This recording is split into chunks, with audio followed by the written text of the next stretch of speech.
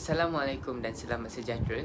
Pada hari ini, kumpulan kami yang terdiri daripada 4 orang, iaitu Fadina Sakinah, Marsha Afiqah, Adlina Farisa dan saya sendiri Zainal Arif akan membentangkan tentang isu kemasyarakatan atau lebih spesifik lagi isu pergaulan bebas dalam masyarakat.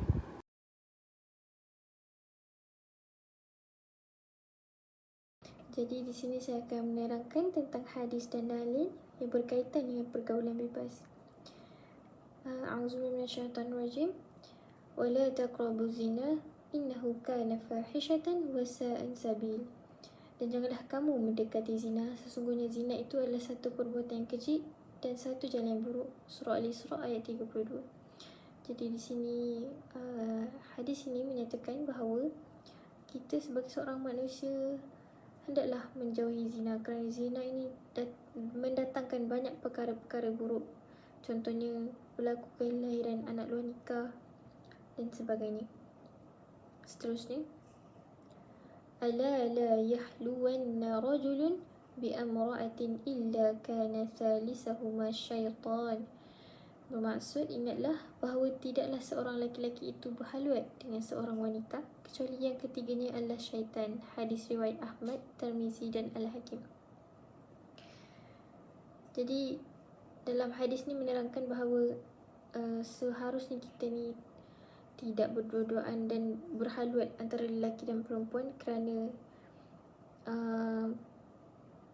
zina itu akan terjadi ataupun halwat itu akan terjadi dengan 3 perkara, iaitu lelaki, perempuan dan syaitan. Kerana apa? Apabila hati kita ini mudah digoda oleh syaitan, dan perkara-perkara buruk seperti zina akan mudah berlaku. Hadis yang ketiga adalah A'udzubillahi وراودته التي هو في بيتها عن نفسه وغلقت الأبواب وقالت هيت لك قال معاذ الله إنه ربي أحسن مثواي إنه لا يفلح الظالمون. Bermaksud, dan wanita itu Zulaiha yang Yusuf tinggal di rumahnya menggoda Yusuf untuk menundukkan dirinya kepadanya, dan dia menutup pintu-pintu lalu berkata, mari ke sini. Yusuf berkata, aku berlindung kepada Allah, sungguh Tuanku telah memperlakukan aku dengan baik, sesungguhnya orang-orang yang zalim tidak ada beruntung. Surah Yusuf ayat 23. Di sini bahawa menceritakan bahawa Yusuf telah digoda oleh Zulaiha, di mana Yusuf memohon perlindungan daripada Allah supaya dirinya dilindungi daripada fitnah dan sebagainya. Hadis ini telah menceritakan tentang bahawa kita seharusnya menjaga ikhtilat dan perilaku kita untuk tidak melakukan perkara-perkara keji walaupun tiada siapa yang nampak, tetapi sesungguhnya Allah Maha melihat dan mengetahui.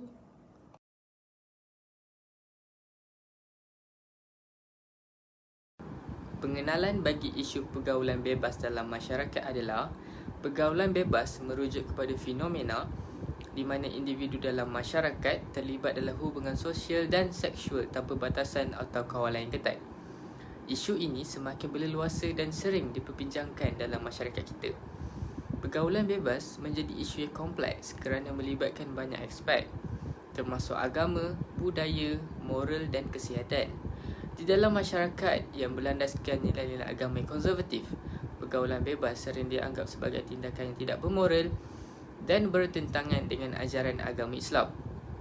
Perkembangan teknologi memainkan peranan penting dalam mempengaruhi pergaulan bebas dalam masyarakat. Ia juga mempunyai impak yang kompleks dalam masyarakat. Pergaulan bebas telah menjadi isu yang penting dalam masyarakat moden. Fenomena ini telah diburukkan lagi dengan perkembangan teknologi dan penggunaan media sosial. Salah satu contoh kesan negatif pergaulan bebas ialah peningkatan kes keganasan seksual, khususnya dalam konteks kes rogol dalam kalangan remaja. Laporan akhbar berita harian pada 28 Disember 2019 menunjukkan peningkatan kes rogol pada 2018 yang dikaitkan dengan pergaulan bebas dan akses mudah ke internet. Menurut laporan itu, dari Januari hingga Oktober 2018, terdapat 480 kes rogol dilaporkan dan jumlah ini meningkat kepada 491 kes pada tempoh yang sama pada tahun itu. Peningkatan akses kepada internet dan media sosial telah memberi ruang kepada individu yang berkelakuan tidak bertanggungjawab untuk menyebarkan kandungan yang merangsang dan menggalakkan pergaulan bebas. Bagi menangani isu ini, adalah penting untuk meningkatkan kesedaran dan pendidikan seksual yang menyeluruh di kalangan remaja dan masyarakat. Seterusnya, saya Fadlin Sakina akan menerangkan tentang punca-punca pergaulan bebas dalam kalangan masyarakat. Okey, jadi apakah punca pergaulan bebas? Okey, yang pertama adalah normalisasi trend bercinta dalam kalangan remaja ataupun yang kita tahu sebagai trend berkapal. Okey, pergaulan bebas ni adalah satu pergaulan di mana lelaki dan perempuan ajnabi ataupun lelaki dan perempuan yang bukan muhrim bergaul ataupun bercampur tanpa keperluan syarak. Okey, pergaulan bebas ni ataupun berkapal ni dilihat sebagai satu kemajuan ataupun perkara yang hebat bagi kalangan remaja zaman kini. Okey, sudah menjadi lumrah sebagai kita manusia untuk tertarik kepada seseorang yang berlain jantina dengan kita. Contohnya macam perempuan tertarik kepada lelaki dan lelaki tertarik kepada perempuan, tetapi seharusnya perasaan itu dapat dikawal sebaiknya.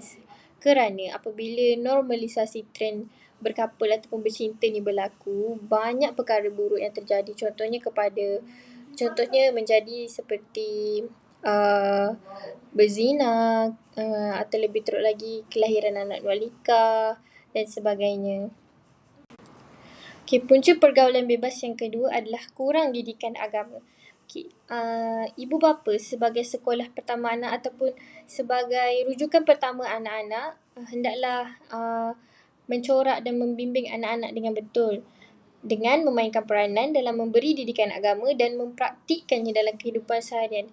Memang kita tahu remaja kini memang kita hantar pergi sekolah, dekat sekolah pun ada mengajar tentang hal ehwal agama, tentang pergaulan dan adab. Cuma bila di rumah ibu bapa tidak mempraktikkan perkara tersebut. Ibu bapa kini malah mengambil ringan tentang solat dan tidak melarang anak-anak dari terus bergaul bebas bersama rakan-rakan berlainan jantina. Ibu bapa kini malah menyokong perbuatan mereka yang berkapal ataupun bergaul bersama rakan-rakan berlainan jantina sampai lewat malam tanpa melarang mereka, sedangkan perkara itu tidak baik. Punca pergaulan bebas yang ketiga adalah kurang perhatian daripada ibu bapa. Remaja yang sedang membesar sentiasa memerlukan perhatian dan bimbingan dari ibu bapa. Seperti yang kita tahu, zaman remaja ini adalah zaman peralihan daripada zaman kanak-kanak ke zaman dewasa. Jadi, waktu remaja inilah adalah waktu puncak di mana mereka ingin mencuba semua benda baru. Yang di mana mereka tak tahu pun benda tu baik ataupun buruk. Apabila remaja mendapat tentangan dari ibu bapa untuk tidak melakukan perkara-perkara yang mereka ingini, contohnya keluar melepak hingga larut malam, bergaul tanpa hala tuju, remaja akan mudah memberontak dan mencari perhatian dari kalangan rakan mereka dan bergaul tanpa pantauan ibu bapa. Dari pergaulan inilah mereka dapat mengenal aktiviti-aktiviti yang tidak sepatutnya seperti merokok ataupun isap dadah, mencuri, merempit dan sebagainya. Selain itu, remaja selalunya merasakan bahawa ibu bapa mereka tidak memahami perasaan mereka dan kehendak mereka, dan mereka akan merasakan bahawa rakan lelaki ataupun rakan perempuan mereka lebih memahami kehendak mereka dan keperluan hidupnya. Oleh itu, remaja akan terus bergaul dengan rakan-rakan mereka dan merasakan rakan ni adalah sahabat ataupun orang yang paling memahami mereka, sedangkan yang paling memahami hidup mereka adalah ibu bapa.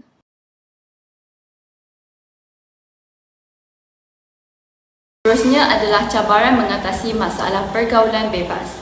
Yang pertama adalah penggunaan media sosial tanpa sempadan. Media sosial dan konten atas talian memiliki pengaruh terbesar terhadap perilaku remaja. Cabaran yang dihadapi adalah akses yang mudah terhadap konten yang tidak bermanfaat.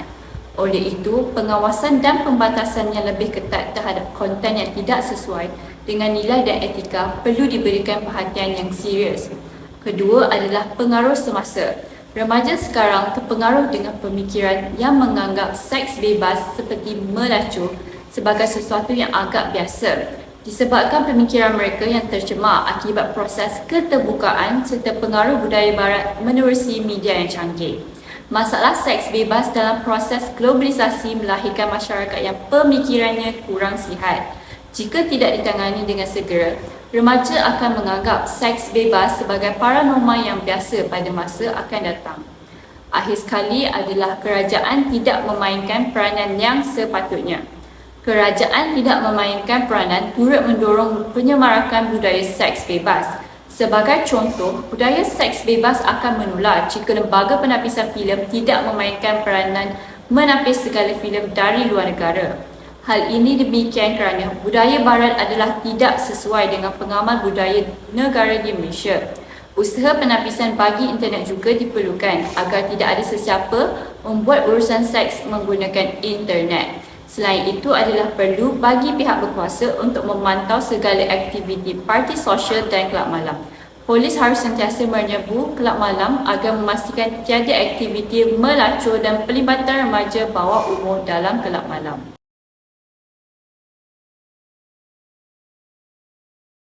Seterusnya adalah langkah-langkah mengatasi pergaulan bebas. Yang pertama, bijak dalam bergaul dan memilih rakan. Sesuai dengan sifat ingin tahu yang tinggi serta gemar untuk berkawan, sudah tentu remaja akan mudah didampingi oleh ramai rakan-rakan tanpa mengira peringkat usia. Adalah penting bagi seseorang remaja untuk mendampingi rakan-rakan yang baik, untuk menjadikan diri sendiri lebih baik. Rakan yang baik akan mengajak remaja untuk belajar bersungguh-sungguh supaya berjaya dalam pelajaran dan mendengar nasihat ibu bapa. Rakan yang tidak baik pula mendorong remaja untuk mencuba perkara-perkara yang negatif serta tidak mengindahkan nasihat ibu bapa. Rakan yang tidak baik juga akan memperkenalkan remaja dengan orang lain tanpa arah tujuan yang khusus serta sering mengajak melakukan perkara-perkara yang tidak berfaedah. Yang kedua adalah ibu bapa perlu memberikan perhatian kepada anak-anak. Mereka yang terlibat dalam pergaulan bebas mempunyai masalah keluarga yang mendorong mereka melakukan perkara yang sia-sia. Perhatian dan kasih sayang daripada ibu bapa merupakan elemen yang penting yang diperlukan dalam hidup anak-anak supaya mereka tidak terjebak dalam pergaulan bebas. Walau sesibuk manapun ibu bapa bekerja, mereka perlu mengutamakan masa bersama anak-anak untuk mengetahui tentang perkembangan harian dan masalah mereka. Yang ketiga adalah mendalami ilmu agama. Seseorang manusia perlu mencorak kehidupan mereka. Mendalami ilmu agama memainkan peranan yang sangat penting, terutamanya sebagai umat Islam. Pribadi yang mulia menjadi teras kepada akhlak yang mulia. Masyarakat yang terlalu sibuk akan duniawi seharusnya meluangkan masa untuk mendalami ilmu agama. Akhir sekali, melibatkan diri dengan aktiviti bermanfaat seperti bersukan. Masyarakat yang terlibat dengan pergaulan bebas mempunyai masa terluang yang banyak, tapi dibazirkan dengan melakukan perkara yang tidak berfaedah.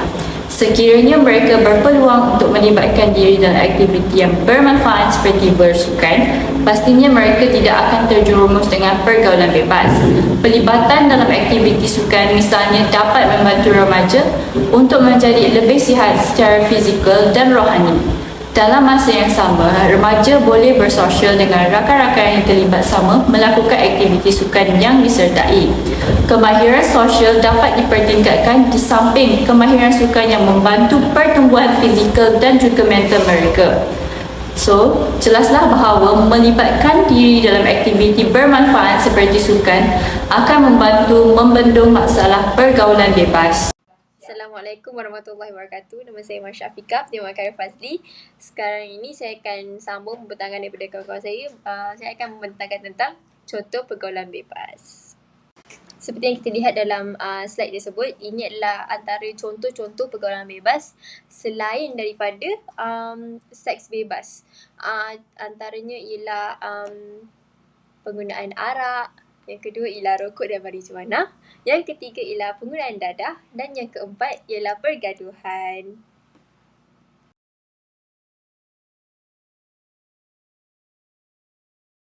Seterusnya adalah kesan pergaulan bebas. Okey.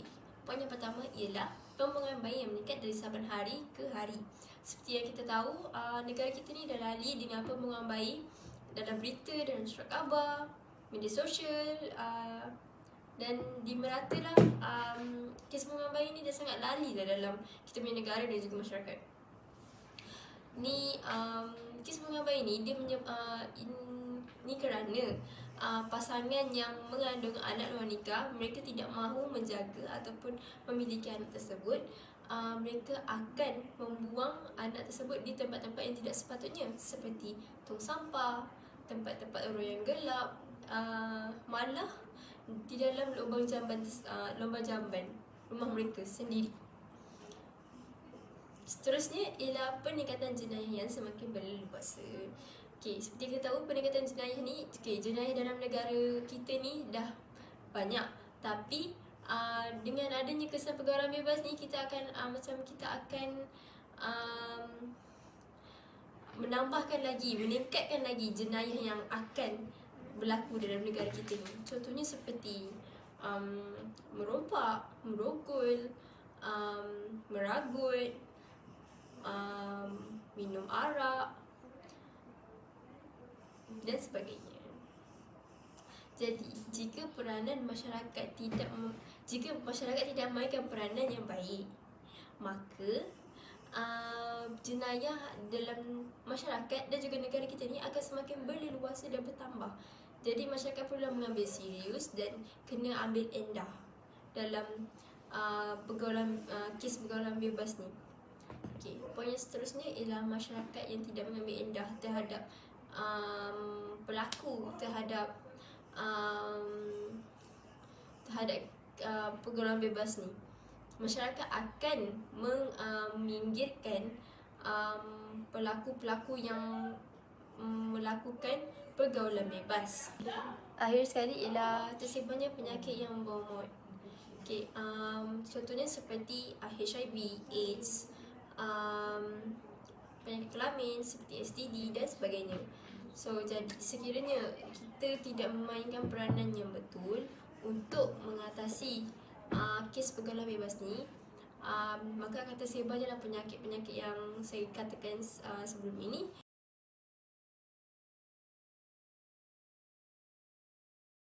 Kesimpulannya, masyarakat perlu menitik beratkan peranan dalam mendidik golongan muda, terutamanya remaja, untuk mempraktikkan kehidupan yang berlandaskan ajaran agama Islam.